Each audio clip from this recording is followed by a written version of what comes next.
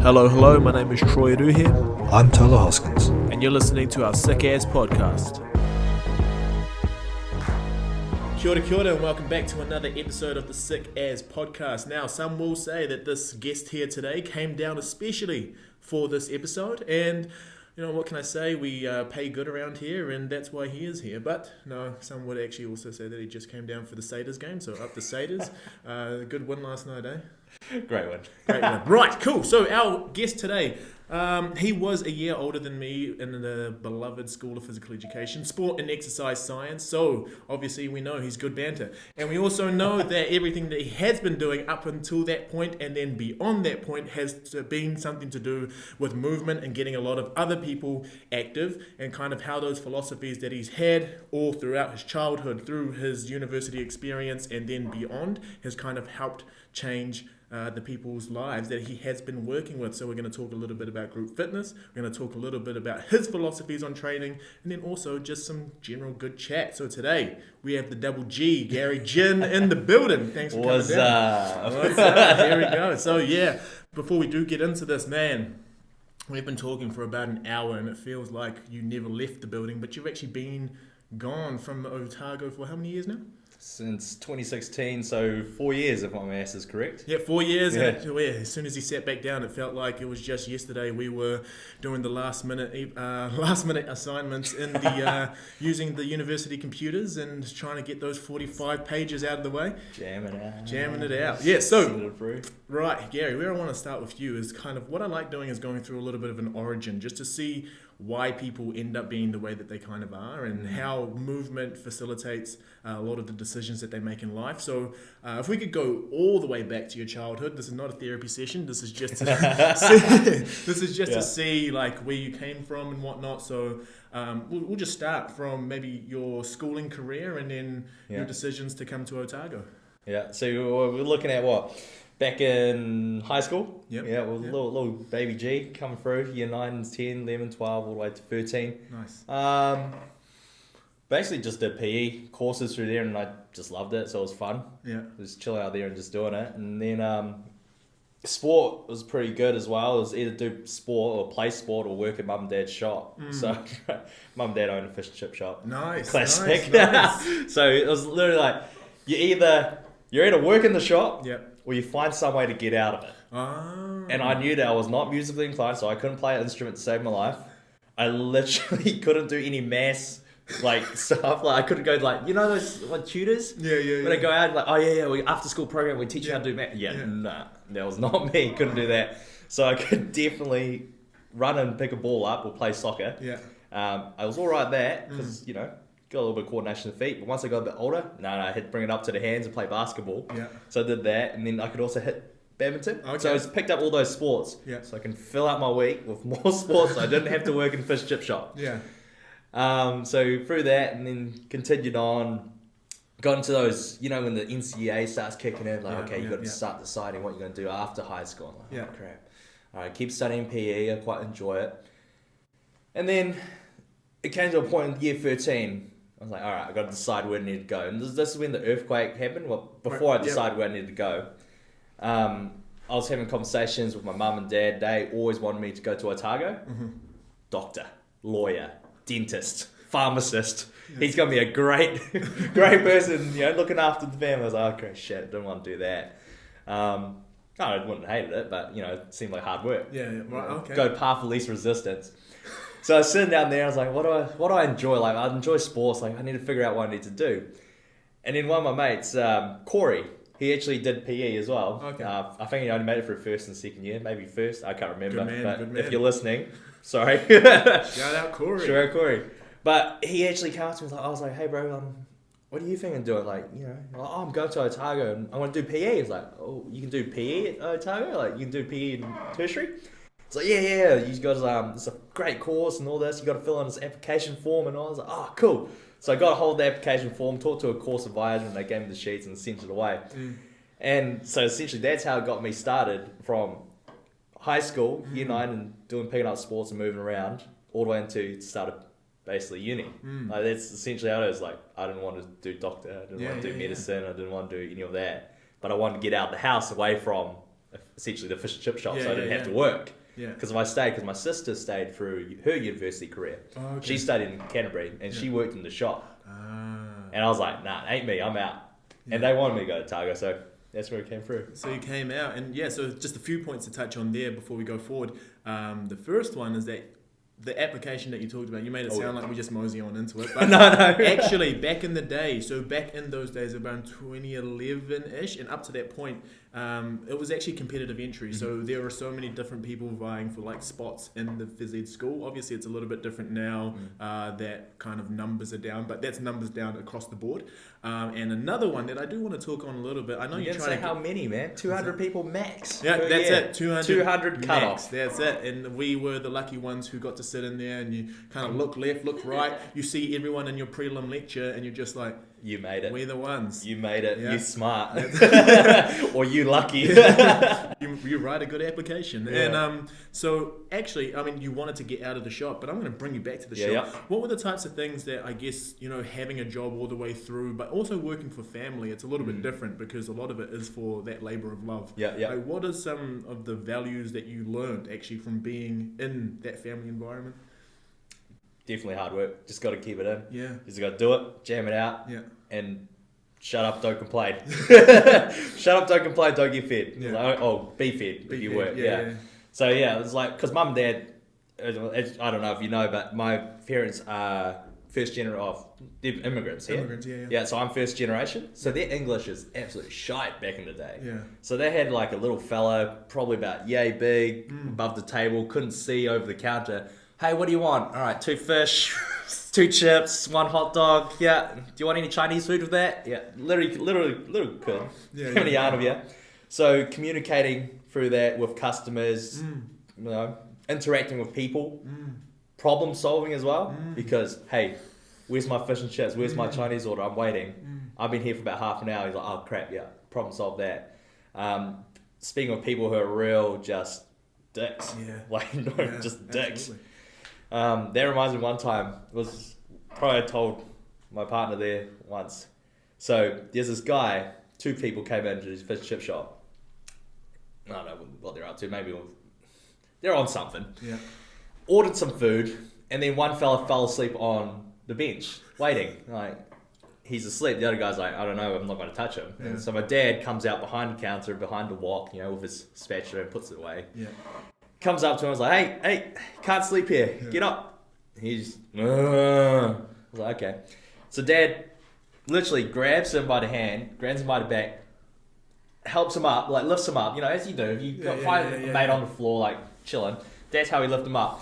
Instantly, just like, boom, he's awake. Don't touch me out of here, screaming his arms and legs and kicking around like, you can't touch me. And then they 2 left the building. Yeah.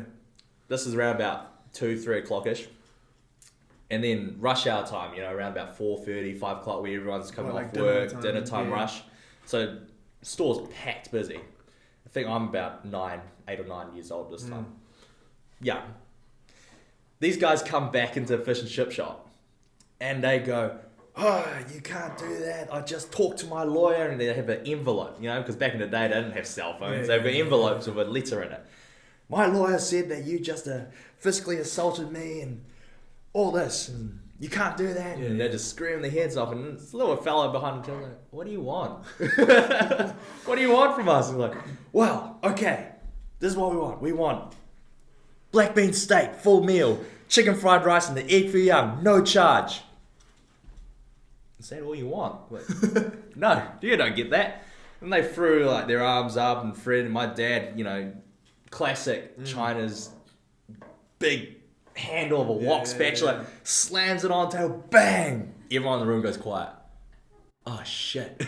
And then it kicks up again, like, oh, you can't slam that thing, I'll jump over. My dad's like, I'm gonna get you. And, he's pointing a spatula at those guys, you jump over the counter, I'm gonna get you. They go at it for about 5-10 minutes, and then they realise they weren't going to get anything. There's like some tradies in there, and they're all standing with their arms crossed, like, you're not messing with me and my food in this place. Like, I was like, hang on, little Asian boy behind the counter. I was like, okay. They left, and then they sat outside the across the road for ages. They just sat there, like, trying to intimidate us, and customers were like, hey, do you want me to call the cops for you guys? Like, no, they're fine. But yeah, just problem solving.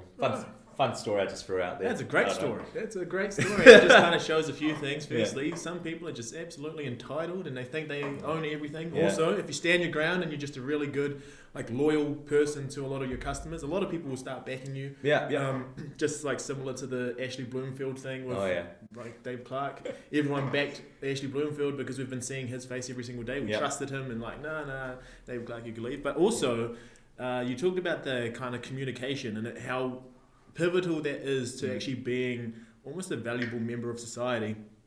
And I've always said this about the PE degree and people who do come through the PE degree is that we're quite a threatening bunch to a lot of people because we're not only very intelligent and good looking, but we're also very good we're very sociable people. And like if you see there's people at both sides of the spectrum. There's those people who are just super sociable but like probably aren't very good intellectually or in the academic space, and then there's people on the other side who are just extremely academic but then like not sociable, and then the fetters are kind of where we fit, like somewhere smack bang in the middle. It's the balance between the two of them. So now where's the good looking part coming? Well, that's hereditary. Anyway, you come down here and you start to see like all of those different skills that has been something that you just grew up with because you were never really given the opportunity to not have those because you were like in those environments, and then you find that, oh, actually I'm a lot better at this than some other people are. When you were doing your degree, what were the types of things that you came down to actually like, okay, this is for this sort of pathway? Well, first it started with the hubs ones, right? You got to do those pathways. Like you sat down, you're like, okay, can't fail mum and dad. Yeah. All right, I can do some medicine. Yeah. I'll put it in the pathway of like I can become a doctor through this. So, but it just looking at those papers and figuring out that you can apply these knowledges across the board. You can do hubs. You can work in body science. You can work in social in talking to people, sociology. Like you need those all together. To throw it out. It's like, oh yeah, I can do that. Yeah.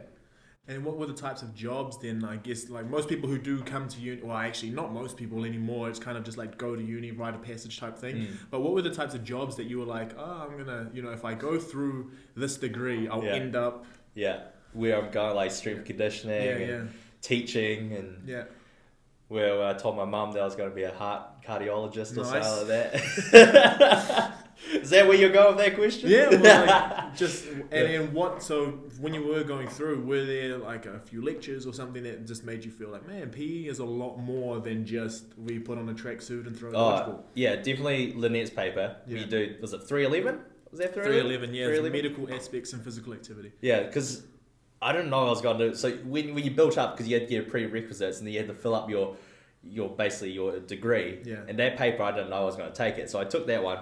And you sat there like, holy shit. I don't know, can you swear on this? Yeah, of course. I'm like, holy shit, this is so much like science and health and how it all integrates together, and running around doesn't actually mean you just run around to get fit. You run around to get healthy. You run around to kind of bring your blood pressure down. You bring your lung capacity up. You bring your muscles stronger so you don't hurt yourself when you fall. You increase your bone density. Absolutely. You're like, holy shit, like that's probably when I started thinking like I can actually do more with this and just become, say, PE teachers, a PE teacher or a PT. Yeah. Like that was the original thought, like going in, I'm gonna do a PE degree. It's just gonna be me running around, enjoying and learning about the body. That's when it the flip. Yeah. I think it's been a wee while now, my memory's a bit shot up, but it probably happened when I thought about that on other papers. Yeah. But that's the one paper where I went, okay. Yeah. I'm going to try and tell mum that I'm going to be a heart doctor. Like I can work in a hospital, what was that? But I think you had to get real good papers, like real good grades. I was not there. I was not up to that scratch. I was probably like C plus, C plus area. Nice. C's do the degrees, but that's when So that's when I was switch. I mean, you can be a heart doctor. You're just like not going in there with the tools. No. You're just prescribing the external stuff that makes the heart work in different ways. And you're like, well, my mum preferred the word doctor. Yeah. So, because I don't know if you know much about Asian parents and whatnot, but they'll talk you up. They will talk you up all right here. Yeah. Gary's doing PE. What do you come out with? after you study PE? Oh, he's going to be a great doctor for the heart. For the heart. Nice. Doesn't even have a clue what they're talking about. Yeah. Like, man, you would understand. But yeah, just talking you up. I think my sister was working at the bank. She was helping problem solve. Yeah. She's like, oh, my sister, my daughter works at the bank. Yeah, she's really good. It helps a lot of people. Then my sister's partner works in the hospital. Yeah. And she's like, oh yeah, he works in the hospital. He's really, really, really good. He's a lawyer. Okay. But she wanted to present doctor. Yeah, he works in the hospital. Doesn't say lawyer, even though lawyer's a great job. Mum will say hospital before she says lawyer. Yeah. And you're like, what? Interesting. Yeah. It's the thing. It's you just look it up. There's actually a video on YouTube. It's real funny. It's how Asian mums talk to each other about their children. It's the funniest thing. They'll just talk you up here while in reality you're kind of like down there like, I serve people food. He's a real good cook. 5-star restaurant. I don't want to get too personal here, but has there ever been a moment where like you kind of felt you had to live up to that, or have you been pretty? Oh, happy? always. Yeah. For like, ever since you're a kid. Yeah. There's always that expectation you got to do well. So you sit there like, okay, it always circles back. Yeah.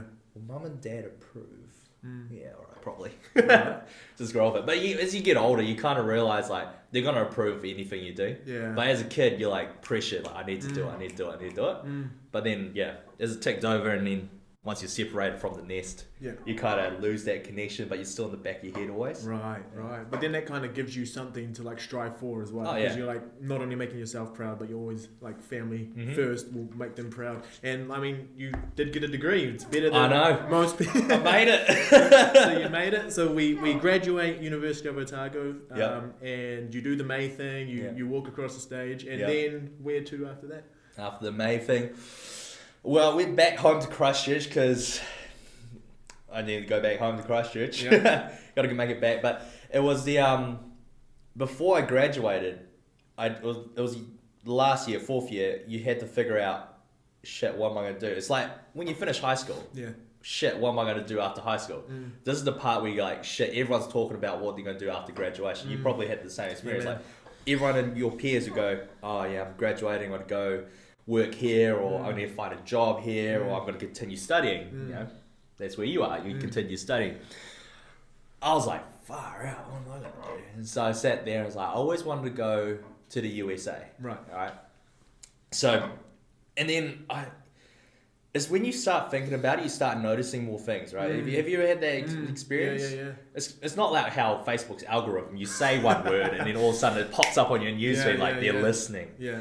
It's basically the same thing, but with the universe. I don't know what happened. So I thought about, I was going to go to the States, and it's always been like an interest of mine. Yeah. And then I saw a newsletter or a pamphlet saying IEP. It's going to, I can't remember what the algorithm, abbreviation for it is, or whatever that word is. So I'm on that tangent. And basically that pamphlet came out in front of me. It's like, come to the seminar. We'll show you how you get a work visa in the States after you study. I was like, yes, see, I'm going there. So I went there, sat in the lecture and learnt all about it. And then, okay, sweet. I have up to a year to get my funds and everything sorted, and then I can go over. All right. Well, I'm not staying in Dunedin because I'm finished studying and don't want to work. So go back home, look for jobs. And from there, I think that's 2017, I was back in Christchurch looking for jobs. Couldn't find any, putting applications here. And working around, and I think I got my first role was actually helping a mate sell clothes. Yeah. So it was Uptown is what it was called, Uptown Premium Goods. They're on Instagram now. Yeah, they're on Instagram. They were really heavy in the basketball scene. Yeah. Joe Hammond, shout out, he's the man. Gave me a job and I worked in the shop. And it just, sold clothes. And then I worked at another store called Alchemy Equipment. It was just when they were around Christchurch and they distribute around. They were starting up slightly, but now they're pretty, set their foot in. So worked there, got a job in that spot. By chance, just ended up knowing someone who worked there as well. And they vouched for me, and I was like, sweet. worked at mum and dad's fish and chip shop because, after you graduate, you got to go back, help the family because you're not doing anything. You can't really lie your way out. Like, oh, no, I'm continuing studying. No, I've just got to add more money to my loan. So I helped mum and dad at the fish and chip shop. And then I got a job at UC, University of Canterbury, as a fitness instructor, group fitness instructor. Yeah. I've got a funny story about that as well. And then I'll tell you that later. And then I rolled into the same job at UC as a fitness consultant. So basically a Jimmy, for people who know what Jimmies are, they work on the floor. But this role allowed me to prescribe and exercises and programs to individuals.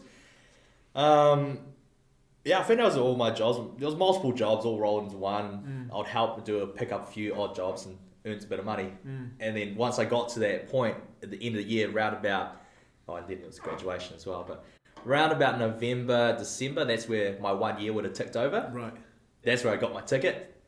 Off we went, straight to the States. But circling back to how I got my job at UC, so I put in the application form. You have to, if you apply for a role, you got to put something in. I accidentally sent them my PT group CV instead of a group fitness. So you got to specify that. You got to put in specific roles for that role you're applying for. And I put in my CV was for PT, personal training, and for group fitness. And the group fitness coordinator looked at it and goes, "Oh, this is dumb. He doesn't even have any group fitness experience. Like, I'm just from in a no pile." And this is words from the coordinator's mouth. Because I work with her now. And she's like, "Nah, put it in a no pile." And then, this is the great part, the manager was there and said, "Hold on, give this guy a call, he might be good." Yeah. And she ended up calling me. She never calls anyone. This is what, my partner will know, she doesn't call anyone. But for some reason, maybe it was from her boss telling me, or telling her, "You got to call this guy." She called me and said, "Hey, there's roles for group fitness." I had no idea what role I applied for. This role's for group fitness? Yeah, absolutely. I know exactly what I was doing for. I was like, "Oh, cool. So you can teach classes?" "Yeah, I can teach some classes." Nah, never taught a class in my life by myself. Yeah.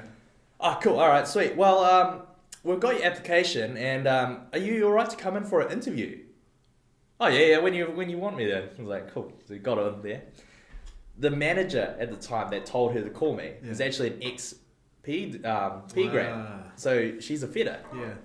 And so that's how I got my in. Was by chance is she saw my degree on that CV, and she's like, "P graduates, even though he's bullshitting his way through this, they all knew he's a PE degree. He's got something. He's got communication. He's got problem solving. He's got all these qualities of a graduate, and I want to see him in person before I write him off." Yeah. So I rolled into this interview. It was a day early. Full day early. I sat there in the waiting room like, "Hey, I'm here for an interview."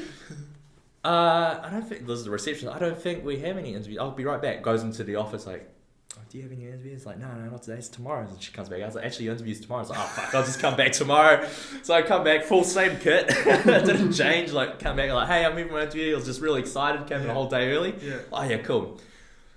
Basically bullshitted my way through the whole interview, and it was so good that I bullshitted through it that they liked me. They came in for an actual interview, was it where you have to actually be on the job. Be on the floor, you have to present a class, do what you say you can do. Yeah, I was like, "Oh, crap, all right, sweet."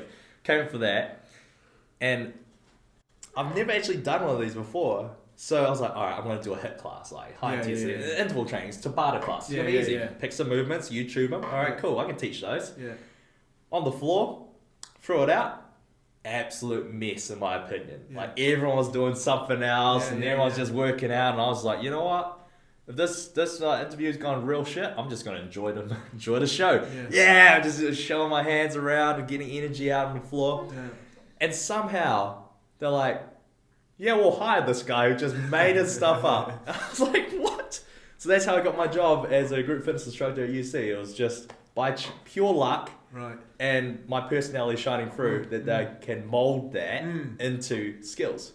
Yeah, well, I think that's what a lot of people kind of miss is that, we're not expected to be like polished diamonds when we come out. We've got all this different potential that we can like be molded into different things. I mean, especially if a lot of people come in and they think, oh man, I'm so good at all these different things. And then like if you're not reflective, or people will tell you to do one thing, you're like, hell no, I'm a diamond, I don't need to do that. Like you're actually seeing that. And I know that feeling, that feeling of when you were saying like, I think it was an absolute mess.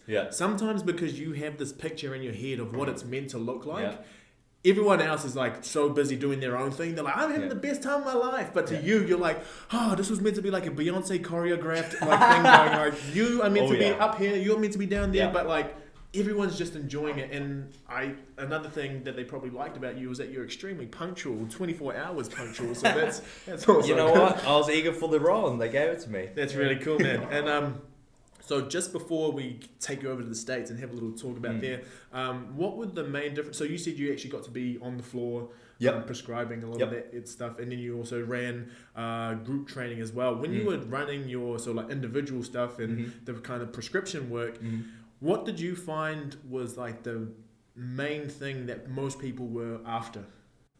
They want to look good. Yeah. They want to look good. They come in here like, I like what you look like. I want to be like you, so give me your training program. I'm like, crap, what? Right. So they just want to come in like, I want to get big biceps, I want to get pecs, and I want abs. That's the male clients. Yeah. Female clients, I want to lose. They would like beat around the bush for a bit, and then I'll just sit there like, you want to lose some weight? And like, oh yeah, how did you know? Yeah. So you sit down, have their conversations like, okay, why? Like, all right, sweet. What have you done previously? What have you got going for you? And then I'll just spell it out, and they're just a really lazy bunch. Right. And they just want quick results. You know, like, look, we got to hammer it out. We got to work on this. We got to start from bare basis. You happy to work there? Yeah. They'll do a couple of sessions, but they'll never come back because they're not ready. Because they're not seeing the improvement happen straight away. Yeah. It's like how you watch or read those magazines. No, Men's Health. Sorry to throw Men's Health under the book. Don't find me or anything. But they'll say, get abs in 6 weeks or 5 days, 5 day workout plan, like big biceps in 24 hours. And shit, how do you do that? You injecting something in there or what? Like, it's all those things. So that's what I found that came through mostly with my clients I worked with. They want to get big and look good, or they want to lose weight and look good. It's all the image. And that's why I feel like, well, the students though, it's just that pressure from all these external forces like coming in and filling their brain and what they can see on the telly. Yeah. Right now it's getting a bit better. Yeah. Because is that, I don't know, there's something that's changing in the environment. Huge wellness movement. Yeah. Everyone, We're a big wellness movement. And our gym was never for that. Right. But we had to cater to what they requested, they wanted. So we worked with that, but we'll give them alternatives. Like, are you feeling great? Are you happy? Do you feel good? Are you moving well? You're not moving well. Okay, well, looking good will be a good add-on, like it'll be a side secondary, but if you can move well, that part will look good as well. Like you'll feel better as well. So that's what I found like when I came to those PT clients. So it's just working with them and try and get them bought in. And that's the thing like you find about PT clients and PTs is trying to get that buy-in. Yeah. If you don't get the buy-in, you're not going to get the best out of the person. Yeah. Yeah, well, like it's a very vulnerable space for some people to come into as well, and like I think a lot of the time, like you were saying, there's like kind of beat around like what they really want, and until they feel comfortable, like saying, "Oh, I'll do this," or taking responsibility for the actions that they have as well, and that's where you get that buy-in, is where they like you as a person. So we're gonna go over to the States now, right? So you went over, and I was thinking about this. You know, you like when you say something, you know, when you like someone says, "Oh, I have that sort of car," and you see that car everywhere. Yeah, I think it's just like sometimes you just notice your opportunities a little bit more because like now you can kind of set your sights a little wider. So you're going to the States, US. Oh yeah, so. I got my partner's from Canada. She just gave me a thumbs down all the way in the corner. But I went to the States. So the States trip has actually got another connection to the PE degree. Right. So another reason why I chose this area is because I was looking in strength and conditioning near the end of my degree. That's where the exercise prescription and management came in. I was like, okay, I like this. I'm gonna try go for it. And before that, I applied for different Super Rugby team internships, but never got them. Was that the Crusaders one? Highlanders and Crusaders. I got an interview with Highlanders, which is awesome. And the S&C coach sat down with me and told me like, okay, because I asked him like, hey, can you help me with my interview process? And he sat down and walked me through an S&C, how you need to interview and what you need to put down. So he was awesome. Yeah. Big shout out to him. Sorry, I forgot your name. Is it Beardy? Beardy, yeah. Bedmore? Bedmore, yeah. Andrew Bedmore? Yeah, I think so. Andrew? So. Yeah. I don't want to get cancelled, but... Don't get cancelled, but yeah. He was great. He sat down with me and told me what I needed to do and improve on my interview skills. So I was like, cool. So I took that away. Basically, back in the States, the connection with PE is Jacob Fruchak? I can't say his last name. But he was a PE grad. He was a year older than I was. Right. He went to the States and did an internship at the University of San Francisco. Okay. And then after he finished it, he had such a good time. He emailed back to, name just slipped my head. Polytech. Someone back in. Polytech, he teaches exercise. He did 302. 302? 302. 312? 312? Phil Hancock. Phil Hancock. Oh my life, he's gonna murder me. Yeah. But yeah, he Shout emailed. out Hancock. Shout out Hancock. He messaged Hancock. And he was like, hey, I've got this opportunity if someone wants to take it. And he sent out this message or put it out there. And I actually reached out to Phil and said, hey, I'm interested in what this fellow has put out and love to connect. And basically he sent me the information and said, look, it's a S&C internship at the University of San Francisco. Are you interested? And I said, yeah. And so I messaged him. That's the connection. That the ex-fitter had gone to the US. He got this internship, messaged back to Otago. Yeah. They Hancock sent it out to the fourth year grads, fourth and third, and I took that opportunity, and that's how I got onto that plane. So it's all interconnected. Yeah. So I flew over there and landed in the States for a bit, and skip a few months of me just moseying around and being a bum. I ended up doing an internship with the USF for 6 months. So I worked there and worked with their basketball, worked with their soccer, football, volleyball, multiple different teams, just learning and how an S&C gym, like not a PT gym, but a dedicated athlete training facility will run, and how you need to pump out these athletes in 45 minutes, get their workout in, get them out, next team in, get their workout out, in, repeat, out, in, and repeat. So I'll do that for about, I don't know, since 6 a.m. in the morning. I feel it was earlier than that, but it was early, before the birds were up. Yeah. And I'd finish that role at midday, jump on the bus, go to work. And this is where I picked up a job at a fitness studio. Right. And this is where I got to apply my group fitness experience. This time I actually had experience. But the funny thing is when I was on Seek and Craigslist. Yeah. I was on Craigslist looking through the jobs, and there's multiple jobs in that fitness studio called Basecamp Fitness. Great place, still rate it. So I went down there and I was like, I don't know what to apply for. They're in the city and they're only down the road from where I live. So I walked into the studio and said, there's a fella sitting on the desk. Go mate, how's it going? I'd love to apply for a job here, and I see that you got a lot of jobs available, but I don't know what to apply for. So I thought I'd just come in and sit down and talk to you. The American, he was sitting down there and he's like, shit, I don't know what a fucking thing he said. Yeah, because he couldn't understand my accent. It was so heavy, apparently. Sure. And all he heard was, my name's Gary, I need a job. That's all he heard. And what he said is, come back at 1 o'clock tomorrow. Oh, cool. So I came back at 1 o'clock tomorrow, and I sat down and he interviewed me, and then he put me for a practical interview. And I was like real nervous. And I presented the class, and he said, that's cool and all, you got the right stuff, but there's no energy. Oh. And then he just made me do energy, and then it just improved and built on top of my group fitness. Yeah. So I got the job there, I did an internship and bumped out for ages and travelled around. So there's a lot of stuff in that spot. So many little stories in that base camp studio as well. Yeah. But it was essentially when I got there and worked on the group fitness, I also worked on the front line stuff as well. I was selling memberships. So using those skills I got from PE, like how to talk to people, how to sell stuff, essentially it's like you're broken, this is what you need. Yeah. And even using group fitness, so a lot of it got integrated. And basically it was just selling my accent because they were like, oh, I don't know what he says, but I love what he's talking. I love his accent. I want to buy this. Yeah, have my credit card. I was like, sweet. So a few key points is if you're a fitter or you're Kiwi, go overseas and sell some accents. Not the product, sell the accent. No, but I think it's a cool little intersection of all the different things that you do, because I think a lot of people kind of get very pigeonholed with different movement standards, and they think like, this is me, this is all I do. But the problem with that is that if you are in one movement practice, you then buy into all of the, the downfalls of that movement practice, but you don't see it because you're so biased. But if you have done multiple different things, you can start seeing, oh man, this person needs a little bit of that. We don't quite offer that, but I know how to do that. Yeah, you see the big overall arching umbrella, everything. Yeah. And that's why it was real cool, because when you do, you have an instructor who's just all group fitness.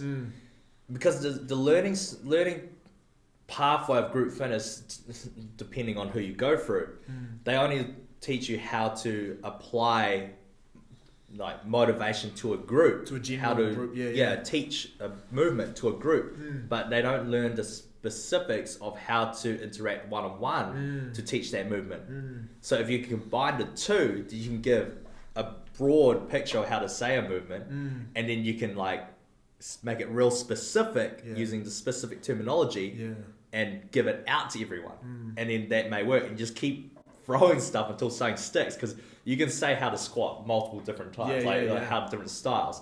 Sit on a chair, sit on a toilet, bend your knees, you know, push your bum back. Like there's so different many ways, and you can just see it out there. So yeah, just getting the umbrella. Yeah, that's kind of cool too. I mean, that's another thing that a lot of people who have taught people or done PT is that they like are trying different things all the time, and they're like, oh, I'm a shitty coach and I can't do this. But really, you just need to find that one cue that sticks, and you'll find that you can kind of siphon very quickly to the cue, because if you work with so many different people, you're like, I knew someone who had that outward turning hip, like do this, and then they're like, oh, no one's ever been able to tell me how to do that. You're like, yeah, well, you can pay me double. But no. But just like being able to get to those cues quickly with the more experience that you can get. So now we'll talk about the group fitness experiences that you have been through, and kind of how you've been given a little bit more leeway in what you're allowed to do. So you've done F45. I have. You've also done that base camp. Yep. And just before we move on, base camp was what type of clientele? Rich. Like rich. Yeah. They had a lot of money. So base camp fitness, they are a studio. Well, the one that I worked with was based in the Marina in San Francisco. So that's a rich area, we'll say. And essentially, if you go there, you have some money to spend, because every fortnight you rock out about $200 odd. Goodness. I think. I can't remember the exact pricing, but it was a lot. Yeah. And they're really nice people, but $200, you better have something nice product to go out in there. And they had the same kind of system as F45. They'll say the global workout plan.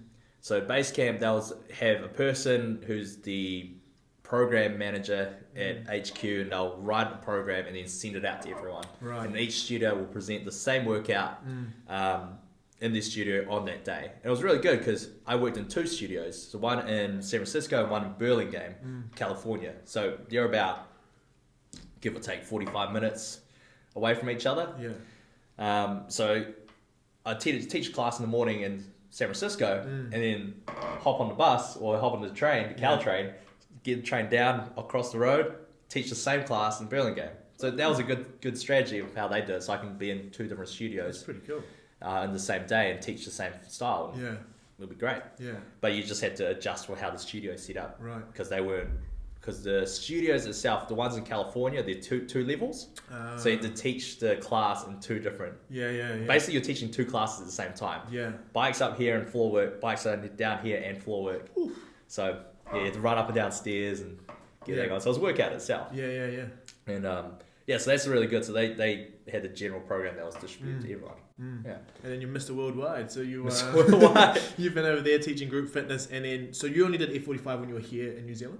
Yeah, only here. Yeah, and what were the first question that I had was, what is the main differences that you found like working over in the States with like arguably, or not even arguably, easily way better facilities, and also I don't know if they're a little bit more conscious about health. I'm unsure.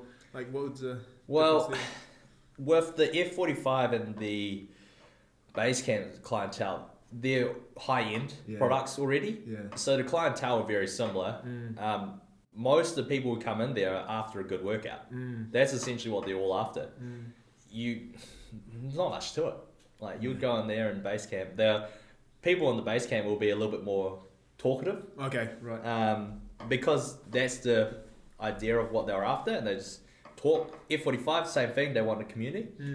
So I really can't really get a separation between the two. Yeah. Just because they're very similar in what their membership base is looking for. Yeah. And the style of what they're after and what their culture is trying to create. And essentially it's community.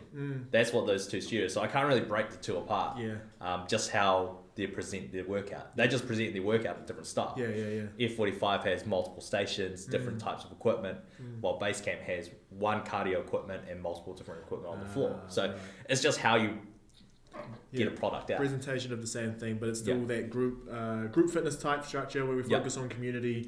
They get that like adherence because there's the accountability and all that sort of stuff. That's really cool. But you had a little bit of autonomy when you came to the F45 that you were working at, because like I don't know if we're allowed to put this out there or anything, but like you individualized in a macro plan. So kind of everything was already set out for you, but because you started to know the clients you were working with, you were able to switch things up. And do you find that you kind of prefer working like that, or are there days that you're just like, Both. Both, yes. So with the F45 structure, it's the same. If you've done F45 class, you'll know they'll sell it to you. It's the same workout in every studio around the world. They'll probably show it in all the marketing stuff.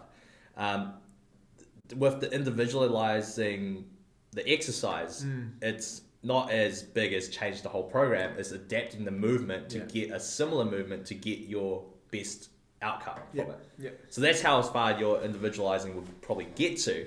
But that's enough if you have the knowledge base, and most PTs should be able to it, but it's just how fast they can draw on that information. You have to because F45 structure is do the workout, bang it out, and move to the next station. Do it, bang it, next one. Go. And if you're not fast enough, you're standing there trying to figure out, like, what am I going to do? You got to squat here, your hips plumbing out to the side, your knees buckling in. What adjustment? Oh, you've broken your ankle. What can I do that will get your glute activated? Yada, yada. Boom. Time's up. You're moving to the next station. You just missed a whole set. So you had to be fast at it. So it's just having those multiple different exercises in your head that know, okay, what can I do for this? What can I do for that? What can I do for this? And what's the alternative? What's another alternative? And bang it out. One of the ones that I like, that I draw on is essentially they had an ab roller in one station. There's a lady who's got, I don't know what happened. I can't remember what happened to her wrist, but basically she couldn't put pressure and roll out. It would hurt her wrist or it would hurt something, but since she couldn't do that movement. So I told her, like, hey, let's get rid of the ab roller. Let's just do a walkout with the hands. Keep your knees where they are on the floor instead of rolling out and forward. Just walk your hands out, walk your hands in. Somehow that little adjustment by removing the equipment, she's like, I don't feel any pain and it's working my abs. It's the same style, basically the same movement. That quick boom, boom, boom, boom gets it. I saw it, very funny enough, I made her do it to another trainer and said, hey, ask that trainer, see what happens. And they took a little bit longer to try and figure it out, and they said, just do a plank. Gets the same movement, but it's still missing that extension. And you're like, oh, okay, cool. So it's just the different styles and how much experience you have in the group fitness wise and how many exercises you get in there. But other than that, F45, base camp fitness, it's pretty fun. And it saves the time. Like, if you roll in, like, you don't want to think. It's already done for you. It's on the board. Like, I don't want to think today. I'll individualize a little bit, but there's your workout. Do it. Well, it's a little bit. I mean, that's really cool that sort of thing can happen. And the frustrating thing is that I think a lot of these different things kind of get painted with the same brush, where everyone's like, oh, that's one F45, but the people in every different space is going to be like totally different. It doesn't matter how much you learn in a textbook or how much you learn from one space. If you ever go anywhere else, like, everyone's going to be slightly different and being able to adapt and be adaptable and be okay with adapting as well. And sometimes you get it wrong, man. Like, you gotta be fluid. You gotta be fluid. I've definitely got so many exercises wrong. Like, hey, here's an alternative exercise. Shit, that hurts more. Fuck, go back. Like, your time's up. It's next station. Just let it roll. Like, I'm sorry, but sometimes you just don't get it. Like, it's all right. It's alright if you miss it. And that's a scientific method. If you like, a non-finding is a finding in itself. You're like, I know never to do that again, and just don't dwell on it too long. Yeah. So just in the interest of time, I just wanted to see where you're at now and kind of the interesting things that have come across with that. So we were having a discussion earlier, and I don't know if you did. So I did advanced exercise sociology, and in that, one of the first questions we ever get asked is, what is sport? And then it got into this Finn Robson. No, I never did sociology. Do you remember Finlay Robson? Yes, the big fellow, big laugh. Okay. Yeah. We got into this massive debate saying that e-sport is not a sport. So I was like arguing, yes it is. And he was like, on the other side, nah, it's not. So it's just this mad debate. Yep. But some would say now, and you've had a bit of experience with this, that e-sport has kind of earned that role as sport in your role now. So do you want to give us a little chat about that? So essentially, everyone in our office is a big thought about, they have an opinion about esports. I think majority of them say esports is not a sport, and I'm like, it could be a sport. And so I get shat on all the time in the office. It's a common thing. Like, hey Gary, you're like, no, shut up, Gary. I get that happen to me a lot. But esports at UC, essentially, it was put on the back burner for a lot because I had to get mass participation and get them moving. So these were my skills and basically my project areas I look after: social sports, drop-in sports, Run Canterbury, and UTZ. So those were all physical sides, and they were my main parts. And esports actually wasn't a part of the position description. It was just an extra that we thought would be cool to dabble in and have a look at. And then COVID happened. Yeah. Everything shut down. No physical sports. You can't run. You can't touch each other. Stay away from me. 2 meters. Come on. Yeah. Mask on. Right. And so we're at home, and I was like, you know what? Let's do it. Let's pull this esports out of the back burner, put it in the front line, because I need a project to work on. So for esports, I got a little mini tournament happening within UC, got them rolling around, and we played a little 16-man PlayStation tournament, and there was a 5-man Xbox tournament. And then we rolled into, after that, we found our winner. And then I get a call out from UTZ, so it's the National Tertiary Champs. Oh, it was actually an email, but I put a phone call out. Hey Gary, we got Oceania qualifiers for a world tournament that FISU's looking to put up. FISU's like the university version of tertiary sports, like worldwide federation, International Federation of University Sports, FISU. Don't quote me on the exact one, but that's where it is. And they're like, they got a world challenge coming up, and FISU Oceania is putting in qualifiers. Do you have any athletes seeking it? And I was like, shit, yeah, like, I got a little tournament done before. So I called this guy up, like, hey, you interested? Cool. Put it out to the rest of the university. Only another guy called in. Cool, we only need 2 participants. Put them both in. They ran that tournament actually last weekend. And our boy got 5th place. Went undefeated in pool play, got into the knockout rounds and got 5th place. And then we're like, hey, great work, that's awesome. And then all of a sudden get another call, literally a call this time, not an email. Okay. So it's actually a call. Hey Gary. I was like, oh shit, what have I every time I get a call or someone talks to me, I feel like I've done something wrong. Yeah. I don't know why, it just feels like I'm doing something wrong. Hey Gary. Oh shit, what have I done? Got great news. Oh thank your boy got qualified for Oceania for the FISU World Champs Challenge. I was like, what do you mean? How? Is he a wild card? Nah. He's the highest ranked New Zealand player because Oceania accidentally sent 2. Well, they didn't read the eligibility, but they sent 2 Australian participants to be put in, and they said no. You need 1 from Australia, 1 from New Zealand to represent the Oceania region. Right. Shit, they went down and saw that our boy had the highest ranked New Zealander. So we got pushed through, and it was that day I had to send that information through. I literally had to go, all right, cool, let me find it. This guy works part-time. He's part-time, sleeps through most of the day, wakes up in the night. Don't know what he does, but he wakes up, and then, so 4:30, he's like, hello?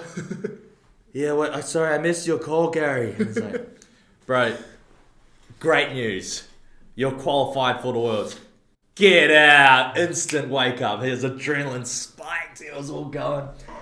And I was like, yeah, bro, you're qualified, but here's the thing. I need this information right now because the eligibility, the application form closes tonight.